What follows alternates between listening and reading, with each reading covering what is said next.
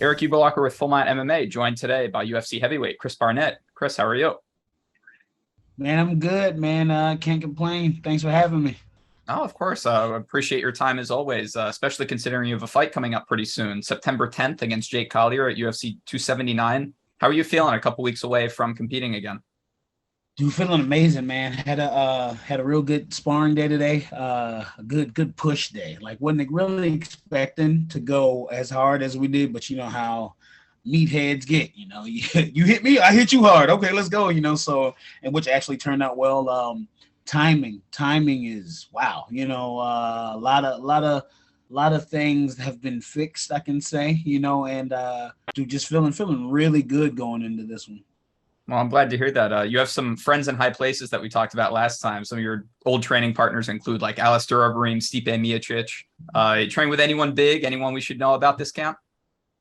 The Lima brothers actually went up to ATT Lima, and that's what I've been getting in my most work. Actually, you know, you got guys like Treeson in there hitting as hard as heavyweights, you know. But yeah, man, went up that way. They've actually got some guys about to do some big things in there very soon. So went up there, started working with them, whatnot, and then this guy by the name, just remember the name, Austin Green. I think he's like Austin the Bodyguard Green. Up and coming young heavyweight dude, just looks like I don't know if you watch Dragon Ball Z, but imagine Brawly in like real life, like that's him. It's scary, you know what I mean, type thing, like green aura and everything, you know. Real nice too, random, but he's actually like I think his main job is like he's actually a bodyguard, but he just I'll say about a month back was on I think it's AEW getting slammed by the Big Show. You know what I mean? So that's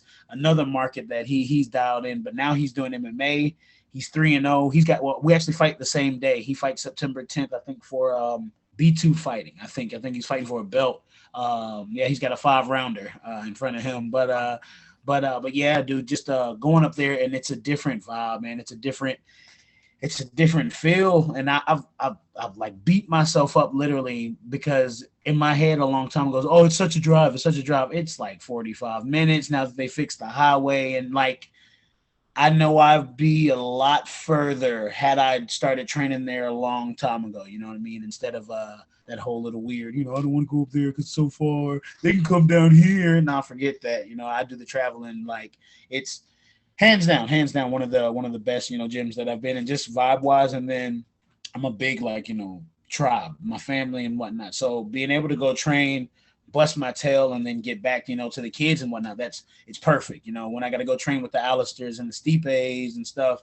you know, you're away and we got to do this. You know, I got to Zoom with the kids, and half the time I'm Zooming and they're like, yeah. So, anyways, I'm just gonna like, hey, no, where you going, man? Where you going? No, stay still. You know, so but yeah, man, it's just this whole overall camp has just been amazing. Going up there and training with the Lima brothers, and then actually getting back into my bread and butter, you know, my pudding, training with my brother Curtis Barnett here at Barnett Taekwondo, you know, here in Athens. Getting back to what got me to the dance, you know, me being super athletic, me having that Taekwondo background. I'm out here trying to be a boxer for some reason. You know what I mean? Cool, everybody can throw overhand right, but not everybody can throw a spinning hook kick. You know what I'm saying? So getting to what's gotten me to the money, literally, you know. So it's just been a great thing, you know, like I was saying with the whole family thing, the Lima brothers literally like this, like they've adopted me, and now I've got my brother back, you know, backing me, you know, doing full on, you know, with everything. So yeah, man, this camp has been super fantastic, man. Well, that's great to hear, especially because I mean, I'm really looking forward to this fight because for two heavyweights, they're two heavyweights that move very well, yourself and Jake Collier. Jake used to fight at middleweight, so he's not, you know, this towering heavyweight, which I'm sure you're looking forward to, considering a lot of the guys in that division have a size advantage over you. Do you Well, think he's that actually gonna be bigger than me. You know, he cuts to 265 now. Like, really? yeah, his last weigh-ins, yeah, he comes in 264.5. So yeah, like which is weird, but that's one reason why I love him. He rocks that dad bod like no other, baby. Like that, like it's good to see another person in the UFC that looks like you. And sure enough, man, like before I could even think about fighting him, like I was watching him fight, some of the other guys like the Carlos Philippe's and stuff. You're just like, you show him what that dad bod can do. You show him. He's literally the epitome of what I think. Like when he was at 185, I always tell myself I'm 170 on the inside. That's all that matters. As long as I'm 170 there, I'm sure he tells himself that he's 185 on the inside. And that's all that matters at the end of the day. You've seen those pictures of him at 185, right? I mean, yeah.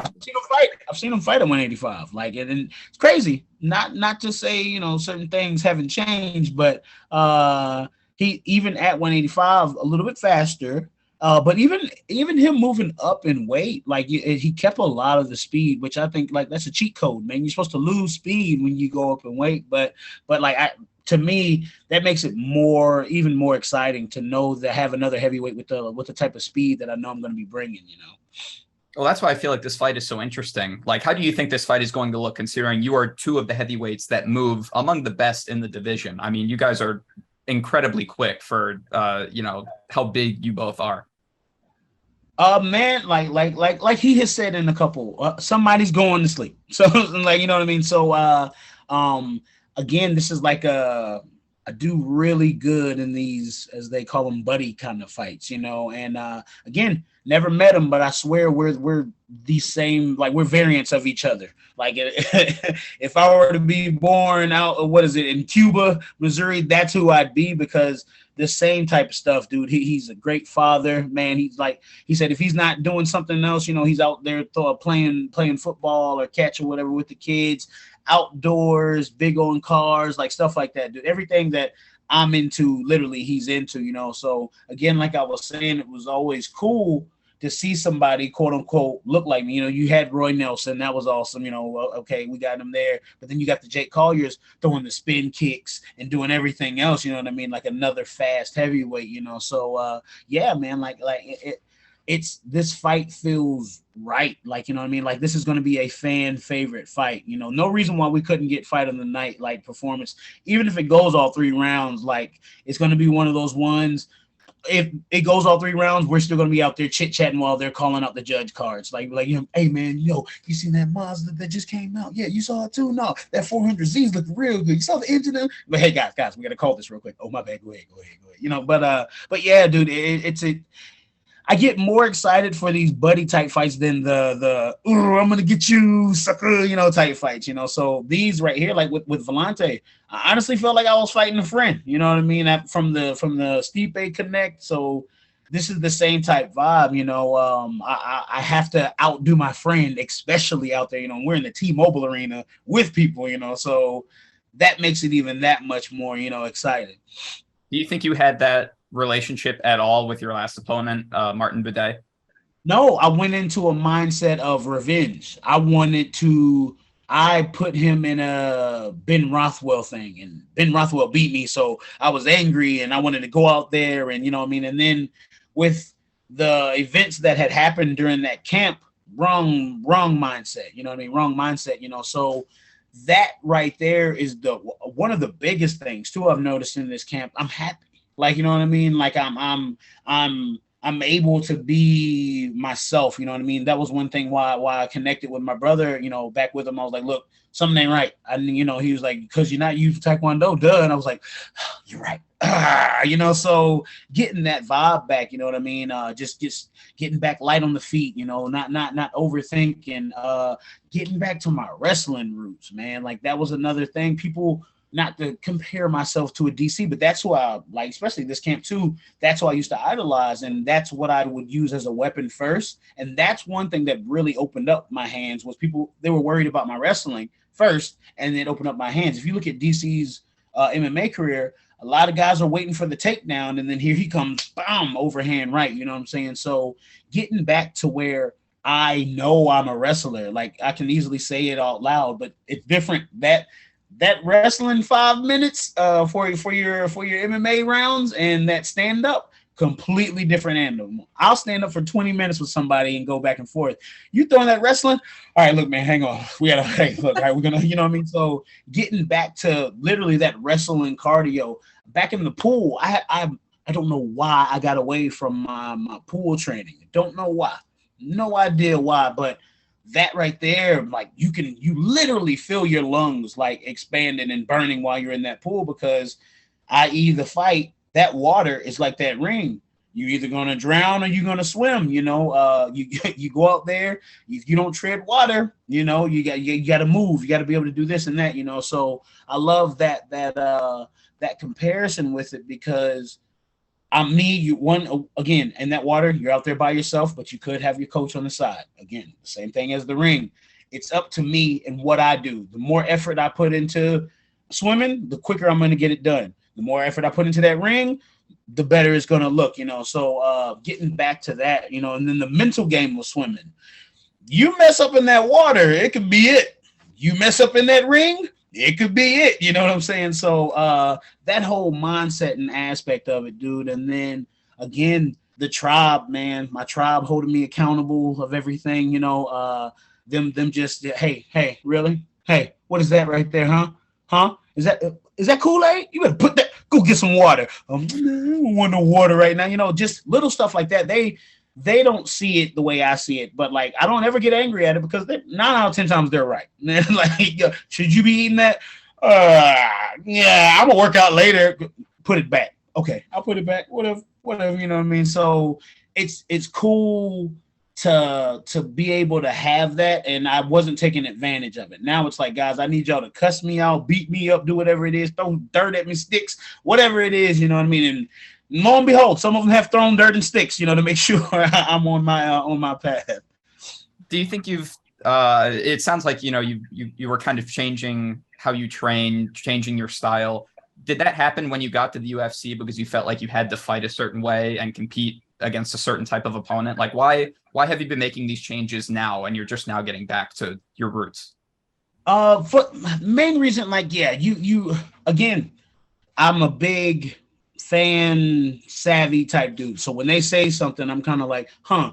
And it was they were like, well, he doesn't look like a MMA fighter. Okay, we're past that. But then there was like the striking. His striking's so weird, he'll never be able to. And so I was like, well, maybe I need to box more. Maybe I need to, throw straighter punches when looping punches have worked for me, if you throw them, the right way, So it was just more or less of getting out of my own head and being like, you do this. There's a reason why you made it. You know what I mean? Like, instead of just beating yourself up of, okay, well, they just want me there because I've got followers. No, like they want you there because they know you're entertaining. They know you're going to put on a fight. Like, so it was more or less of just releasing, I'll say, not to whatever on a damper, but my last fight, that whole camp, my wife was suffering with encephalitis, and 30 hours before that last fight, they called me and told me I needed to make a decision. You know what I mean? So I went into that cage, like I've 30 fights now, 30 plus technically. And I've never had like that, not numb, but like just confused. I was really confused because it's like, before I had left out to that fight, it was like, oh yeah, we're this is going on. We're going to do this plasma treatment and all this is going to be great. And then literally 30 hours before the fight, hey, so we know you're there, but we just want to let you know when you get back, you got to make a decision. All right, have a good fight. What? Wait, what? Like, and that's literally how it was. And I was like, okay. So, so that definitely played a part because instead of being able to train the way I needed to, you're talking about I would get maybe 2 hours outside of the hospital, and then I'd be in the hospital the rest of the time just because no one knew what was going on. Doctors saying this, doctors saying that. They've got the little interns in there. They don't know. I'm not writing off any interns or whatever, but I'm having to tell them the same thing over and over and over and over and over, So dealing with the frustrations of that, not knowing what was going on. The kids, they're worried because they hadn't, like at that time, technically, they hadn't seen their mom in 2 months. So now I've got to go back. I'm more worried about how they're going to feel than this fight. Like that, like those are my babies. You know what I'm saying? So it's like, I have to make sure they're okay to make sure I was okay. And they, at that time, they definitely weren't okay. Now, completely different story. You know what I mean? Again, going back to that tribe, they're there for me. You know what I mean? Like, it's one of the best feelings in the world to know that no matter what's going to happen, I've got these great people, behind me and whatnot. So that's another reason why this camp has gone so well, because I've just been able to, not to say it selfishly, but focus on me. Like, I've been able to focus on myself, man, me and the family. Like, that's one of the greatest things, to be able to have, just that full, pure focus back on myself. I had no idea that you were going through that during that fight. I mean, like, what happened when you got home? Like, I kept it quiet, like, and that was the thing too. Like, again, people can rip and say whatever they want. UFC doesn't take care of their fighters. I beg to differ. I don't know if I'm different or what, but Dana himself called me and like damn near cussed me out. Was like, why the would you take that fight? And I was like, I didn't know. I didn't want to be that guy, And he was like, no, you don't do stuff like that, Chris. Like, he was like, that's something else. Like, we understand stuff like that. He goes, some of these other guys, they have a sprained ankle, and they don't want to fight. You had that going on and you still took it. And I was like, man, look, I didn't want to put that stain next to my name. And, more or less he was bringing up the fact, we know you're not that guy. You fought Rothwell on 8 days. We know you're not that dude, And I was like, okay, thanks, Dana, I understand. Like just because he didn't have to make that phone call. You know what I mean? Like, he took time out of his day to call, I don't know how many people on that roster,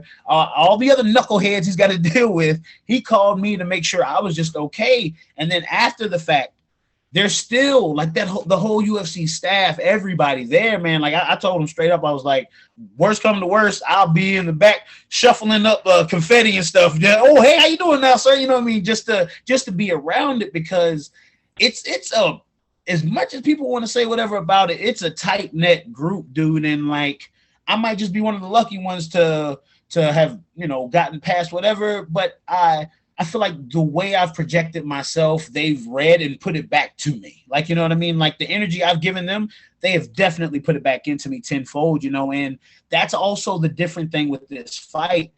I put Dana White in like that coach type perspective, you know what I mean? Like that's the general boss, and I have that A-type mentality. I have to make sure my coach is happy.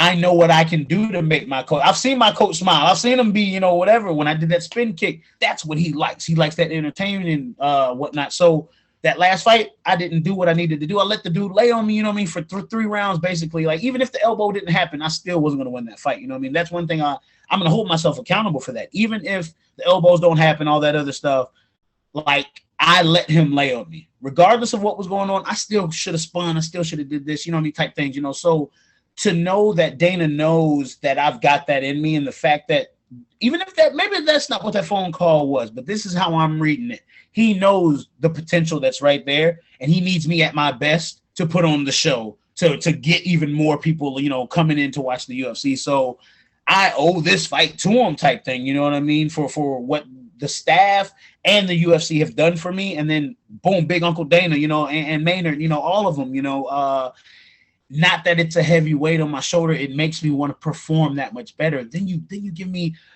my buddy to fight too. Like, you know what I mean? I've never met Jake, but in my mind, we've been friends for 5 years. So like, it's just that much better. You know what I mean? So like, I know for a fact, this is going to be one of those fight of the night type things. You know what I mean? Like, we're going to go out there and put on the show. That last fight with the elbow, that should have been a disqualification. Like, do you think so? At the end of the day, when Francis Ngannou says it is, then yeah, of course not. Regardless of the elbow, like I was saying, regardless of it, I was down on the cards. My back was on the fence, like literally the whole time. I'm just sitting here letting him knee me because, knees don't hurt. Man, that last one he snuck in on that rib, that the third round, I was like, wait a minute. My fat didn't protect me that time. What's going on? Again, I'm not the type to make excuses for it. I signed the contract. I took the fight. I went out there. I let him lay on me for 3 rounds, regardless of that elbow. You know what I'm saying? Would I have even wanted to win like that? They would have probably tore me up even more than what they did in the comments, had I won like that. You know what I mean? So learning, what do they say? It's not a loss, it's a learning experience. Definitely a learning experience, to where, again, I dialed back to me. If anything were to go wild this camp, like I know I'd be like, hey guys, look, this is what's going on. And just for example, not too many people know this, but this recently, hang on, I'm gonna show you a quick picture. This just happened literally last night. Got deer out of nowhere, tore me up, crazy wreck, right? And everybody's so confused. They're like, man, you can't have nothing. Like that's the airbags. I don't know if you can. Oh yeah. Deployed, and then oh, that's the. This was last night. Are you okay? Yeah. Perfectly fine. I got like a little. I don't know if you can see it of the seatbelt burn or rash or whatever. I knew I was okay because that same day I had got punched in the face by this Austin Green guy. And so I was like, ain't no whiplash, trust me. I know the difference, you know. And then again today, same thing. Like we were in there sparring, getting it in today, you know what I mean? So literally perfectly fine. But it's stuff like that. Like I know some fighters that be like, I can't do it. No, my mindset is so I'm on such a cloud that stuff like that. I'm shooting for the stars. Boom, somebody bumped me down, but I still landed on a cloud. You see what I'm saying? Like there's no negative with what I had to go through last camp. That's a joke. Like I'm laughing. Like people are like, oh my God, are you okay? No, dude, stop it. Trust me. If you would have had to go through what I went through last time, you would understand. So and that's the thing too. I got another vehicle. You know what I'm saying? Like I've got, so it's not like it's yeah, it sucks, but this is why we have insurance. I talked to them today. They were like, oh, you actually, and I was trying to figure out why I was paying so much for insurance. Now I know I got the $100 deductible thing. I didn't know that. I didn't know. So I'm either going to get a brand new car or they're going to try to patch that up, but whatever. Good luck with that. So that's what I'm doing. I'm beyond the glass half full. We're still pouring into that glass to make it overflow. You know what I mean? That's where I'm at with this, man. So just like, the positive energy, dude, just everything. You don't want to jinx it, but it just feels right. It just feels right. Are you excited that you're back on a big pay-per-view with a crowd and not in the Apex? Oh my God. Yes. Like the Apex, I love it for what it is. Personally, I think, the Contender Series in there, perfect, because it's not too big. The guys, that it's like a perfect thing. Like you're in the UFC, but you're not in the UFC yet, type thing. I need that energy. When I started dancing in New York and that beat dropped and I heard the first, hey, yo, that's the Harlem Shake. I was like, there it is. They know it. Boom, boom, boom, boom, boom, boom. That's what I need. Like I feed off of that. Like honestly, I think my tank almost gets endless because of the energy. Like it's like they're feeding me oxygen. Like if they could play music during the fight, I swear I'd be world champion right now. I'd be world champion right now if we could play music during a fight. But yeah, like the fact that it's in that T-Mobile Arena, even when it's not even like how they flood in during, the later shows. Even when it's not there, it's still that right there alone makes me, all right. Well, they're watching now, guys. They're watching. We got to put on a show type thing. So I'm a big fan pleaser. Again, that A1 type mentality. I like to please, especially when it comes to athletics and stuff like that. So anything I can do to make you go, ooh, I'll throw a random spinning nothing just to hear and then you're like, got him. Now I need to make it land, So yeah, the crowd vibe is definitely something I need. Not taking anything away from Apex. It's good for what it is. And I get it, you're going to save a lot of money by having these fights there. But like, I'm glad we bring up that contract. I need to put that in the next contract of, not to be that guy, but it's got to be in the arena. It's got to be in the arena somewhere. I don't care if it's on pay-per-view or not, but we got to be in the arena. Love Apex. Cool. Great. Loved it. Did it twice. Got a t-shirt. I'm out. I won't go there no more. Unless it's for like one of them 5-rounders, then, I've seen, actually with Collier and Arlowski, they had one of the loudest crowds I've ever seen at the Apex. Like, of course, it's Arlowski, but yeah, like unless it's a crowd like that, I don't know how many, maybe they let more people in or whatever during that time or what, but I gotta have at least like 1,000 plus, I got to, just to feel it, Can you also put in the contract to not cut to commercial during your walkouts, please? That drives me crazy.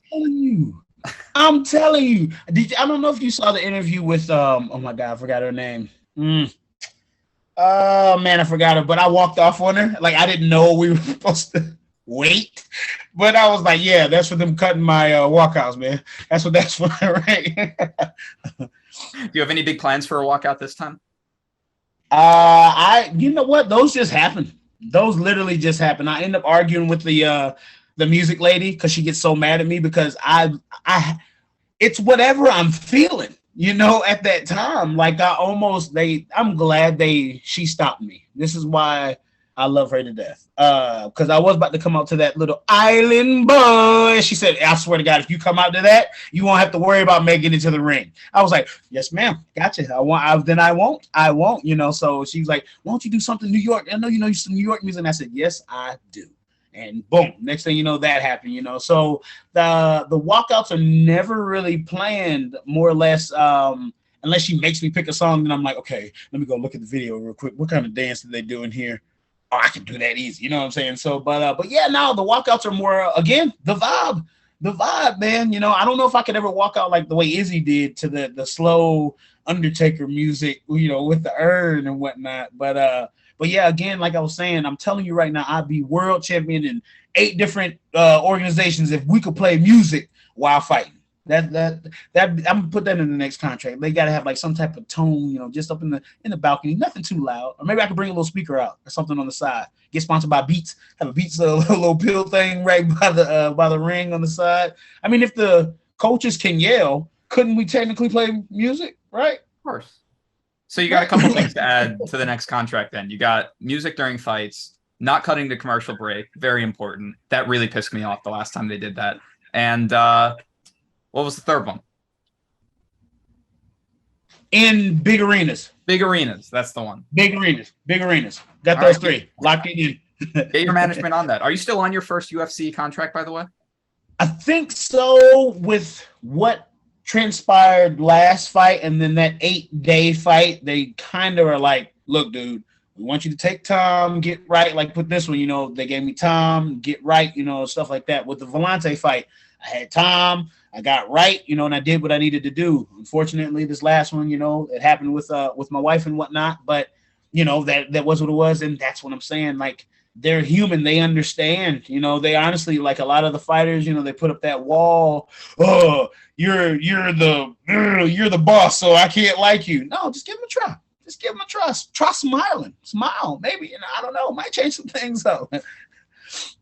Well, I'm glad that everything's going better with this camp. I can't wait to see you back. It should be a really exciting fight on September 10th.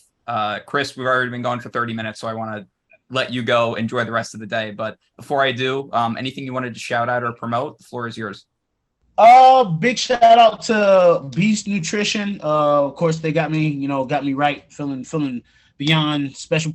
Putting knowledge into me, like, about BCAAs and stuff like that, stuff that I never really paid attention to. Just them giving me the right knowledge, and then also checking that stuff with USADA. My man Paulo Costa probably got them hot on our heels now after, hey, USADA, you come in my room at 7:30. And I was like, yo, chill. We still got to pee and stuff, bro. Like, yo, you finna mess it up for everybody, But yeah, man, like Beast Nutrition, Hayabusa, sports gear, of course. Man, go check out their new Marvel stuff. Oh my goodness, they got these Wolverine gloves. If I gotta buy them, I will. Hopefully they can send the brother a pair, but whatever. But yeah, like go check out all that gear there. ATT Lima, dude, them taking me in and honing my skill, allowing me to be me, and them just adding weapons to my skills. That's it. We're not going to change you. We just want to make you better with what you already have, type thing. You know what I'm saying? So with between that and then of course, my home gym here, my brother definitely holding it down. POP, my brother holding it down. Curtis Barnett over there at Barnett Taekwondo, man. Barnett Taekwondo Academy, excuse me.